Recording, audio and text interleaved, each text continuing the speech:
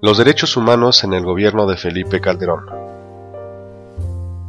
El incremento de los niveles de inseguridad, la delincuencia y el avance del narcotráfico en México fue el primer argumento que empleó el presidente para justificar la participación de los militares en las tareas civiles.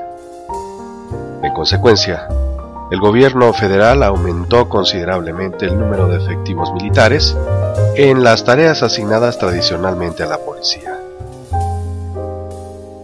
A pesar de las constantes denuncias por violaciones a los derechos humanos por parte de las Fuerzas Armadas, hasta el momento priva el desinterés, ya que las autoridades federales poco han hecho para dar seguimiento a dichas denuncias o bien para promover juicios que castiguen a los acusados. Pero, ¿qué son los derechos humanos?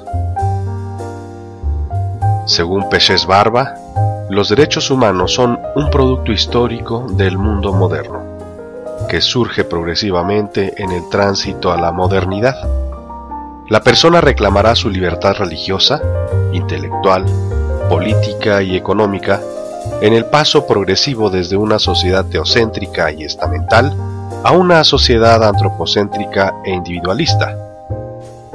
Por su parte, Gloria Ramírez advierte que los derechos humanos mantienen un vínculo entre la satisfacción de las necesidades y el marco constitucional, de manera que estos, los derechos humanos, pueden ser considerados como valores consensuados que se derivan en instrumentos jurídicos, sociales y políticos para la satisfacción de las necesidades humanas.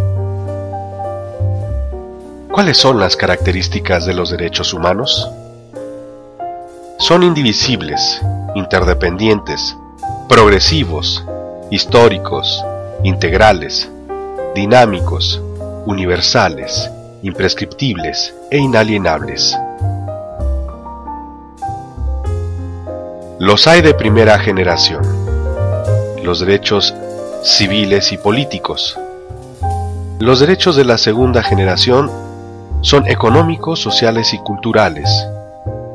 Los de tercera generación se clasifican como derechos de solidaridad o de los pueblos. ¿Y qué instituciones se encargan de velar por el respeto a los derechos humanos? ¿Existe una institución mundial encargada de velar por el cumplimiento y por el respeto de los derechos humanos? Es la Organización de las Naciones Unidas, que actualmente es respaldada por unos 200 países aproximadamente. Esta misma ONU aprobó la Declaración Universal de los Derechos del Hombre, que contiene 30 artículos, y lo hizo en 1948.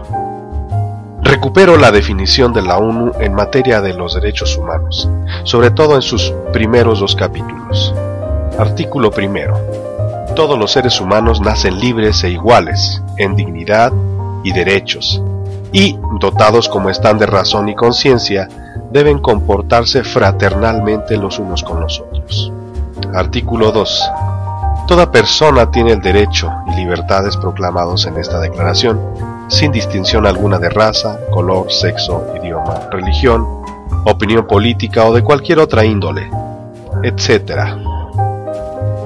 Por su parte, en México, existe la Comisión Nacional de los Derechos Humanos, que se encarga de vigilar que se cumplan los derechos humanos, y lo hace desde 1990.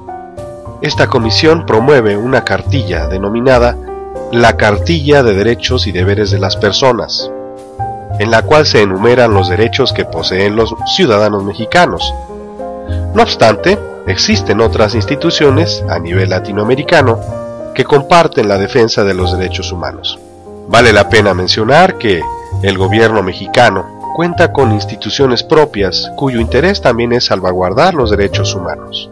Así, en la Secretaría de la Defensa Nacional existe la Dirección General de Derechos Humanos, misma institución que posee un manual de derechos humanos para el personal de la Armada en México. Además, la Secretaría de Gobernación promueve y ejercita el Programa Nacional de Derechos Humanos 2008-2012. Voz, producción y música por José Luis Chávez.